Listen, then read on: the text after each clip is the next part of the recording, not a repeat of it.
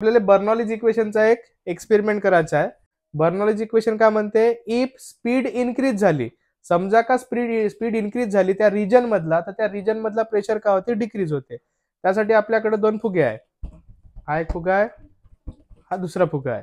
आता पहा, या फुग्यांना समजा का मी असे ठेवलं, समजा यांच्या दोघांमध्ये थोडासा मी डिस्टन्स आहे. आता समजा का मी याच्यामध्ये मधामध्ये फुकलो, तर काय होईल पहा.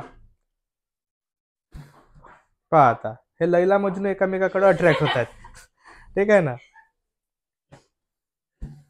पहा आता हा मजनू आहे, हा लवकर इकडं हा जास्त जात आहे, हो ना. हात जात आहे ना. पोरगा कोणाकडे जाते. आता हे गेली, इले सवय झाली आता.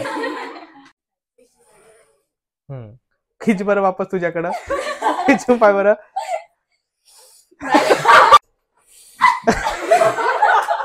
आईस्क्रीम ते सरबत. हा गेले गेले. झाले चिपकूनच घेऊन जा तिकडे. आता पहा, जेव्हा मी या दोन फुग्याच्या मधामध्ये फुकलो, जेव्हा फुकलो तेव्हा एअरची स्पीड काय झाली, फुकत म्हणजे वाढत आहे.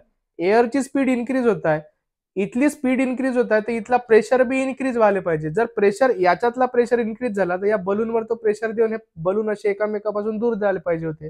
पण बर्नॉलीजनं काय सांगितलं होतं का, जर मी स्पीड वाढवलो, इथली स्पीड वाढत आहे, म्हणजे या रिजन मधला मधामधल्या रिजन मधला प्रेशर काय होत आहे, डिक्रीज होत आहे. प्रेशर डिक्रीज होत आहे, मधामधल्या रिजन मधला प्रेशर डिक्रीज होत आहे, आणि बलूनचा जो प्रेशर आहे तो इन्क्रीज होत आहे. म्हणून जे फुगे एकामेकाकडे अट्रॅक्ट होत आहे.